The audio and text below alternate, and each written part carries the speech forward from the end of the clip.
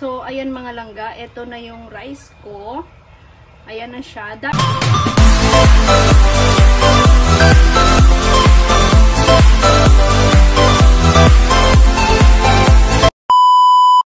So, ayan mga langga, lalagyan ko ng salt yung tubig kasi syempre ilalaga pa yung rice dito. Mawawala na yung lasa nito, wala na siyang lasa. So, lalagyan ko siya ng 1 spoon lang ng salt. Tapos, saka ko siya ilalaga yung rice dito. Pero titikman natin kasi para syempre, yung rice, mas malasa, mas masarap. Ayan, pwede na. So, papakuluin ko lang siya ng konti. And then, ilalagay ko na yung rice. So, ayan na mga langga. Kumukulo na yung tubig. Ilalagay ko na yung rice na binabad ko pa nung isang gabi kasi hindi ko na tuloy luto ito.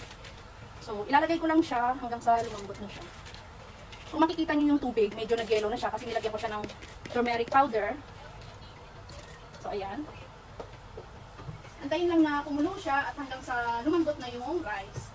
Hindi kailangan na sobrang lambot kasi pangit naman pag sobrang lambot siya, no? So, dapat sakto lang. Ganito yung way din nila ng pagluluto ng normal na rice. Nilalaga din, nilalagyan ng oil, tapos nilalagyan ng asin. Parang pasta ang style ng pagkaluto. So, ayan. Hayaan ko lang siya hanggang sa kumulo. So, ayan mga langga, ito na yung rice ko. Ayan na siya. Dapat hindi sobrang lambot kasi syempre i-steam mo pa ito. So, ganyan na siya. Ganyan na yung rice. Nakikita nyo ba? Ganyan yung rice. Malambot na siya. Or luto na siya. Hindi siya dapat na sobrang lambot na lambot kasi pag na-steamer siya, kasi i-steam pa siya, so magiging sobrang lambot na rin siya mamaya. So, ayan na mga langga yung aking rice. Ganyan yung paggawa niya. Para siyang parang, alam nyo, yung pasta, pagkaluto sa pasta. Same procedure talaga. So, ayan. So, okay na yung rice ko. I-steam ko na yan siya. So, ayan na siya mga langga. Ililipat ko na siya. Nilipat ko lang siya sa maliit na kaldero kasi konti lang naman. So, ayan. Sa baba, nilagyan ko siya ng butter. Konti lang. Pwede din namang hindi. So, nasa ano naman yun. Depende rin. Minsan, di ko na nilalagyan. Minsan, lagyan ko.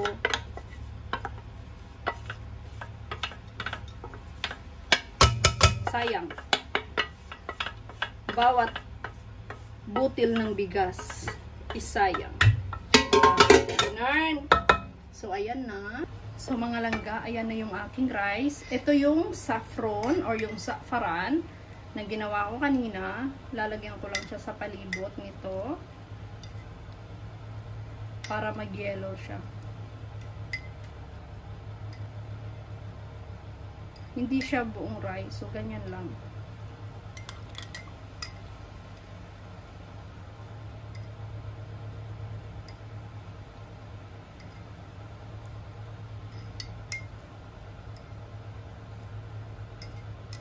So, ayan na siya. And then, lalagyan ko din siya ng konting butter sa taas. So, ayan. Lalagyan ko siya ng konting butter. Yung iba, yung G ang ginagamit. Alam niyo yung G. Basta yun. So, lalagyan ko siya ng konting butter. Ayan. Tapos, isi-simmer ko na siya.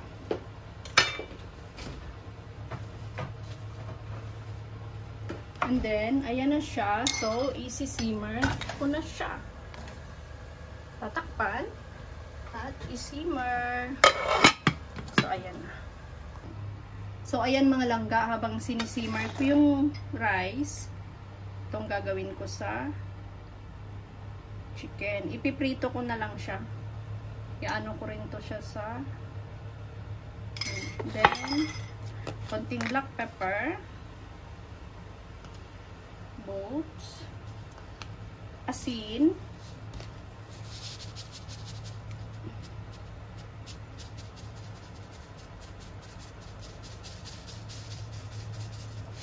tapos ang pares nito mga langga is yung may sauce ito, tapos cinnamon, powder. Sprinkle ko lang siya ng konti. Tapos, both sides yun. So, ayan, gagamit ako ng gloves. Kasi, mag-yellow yung kuko ko nito mamaya pag hindi ako gumamit ng gloves. So, ayan, ganun din dito sa kabilang side. Ganun din gawin nyo. So, ayan. Same procedure lang din. Tapos, black pepper, cinnamon,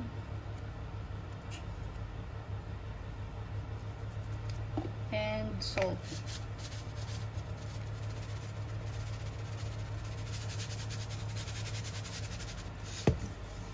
So, ganyan siya.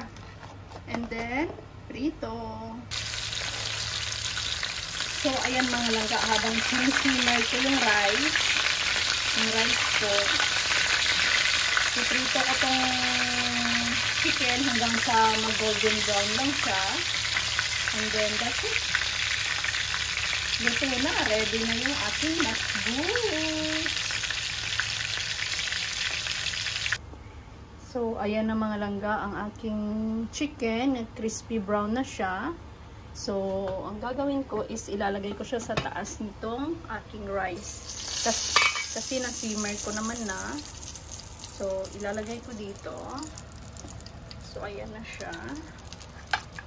Mainit pa. So, wait lang guys ha. Kasi medyo mainit yung chicken. So, ayan. So, ayan na ang aking matchbox. So, ayan mga langga. Thank you so much for watching. Team Hayahay, shout out. Sa hindi pa nakapag-follow, please like, comment, subscribe, at bell all na rin para ma-notify kayo sa mga bago kong upload videos. Thank you so much. And God bless. Babush. Mwah! So, ayan mga langga, yung matchbox na niluto ko. So, ayan na siya. Huwag ganyan. At saka may sauce. Kamatis po yan. So, ayan na siya. At ito yung sibuyas with lemon. Let's eat mga langga.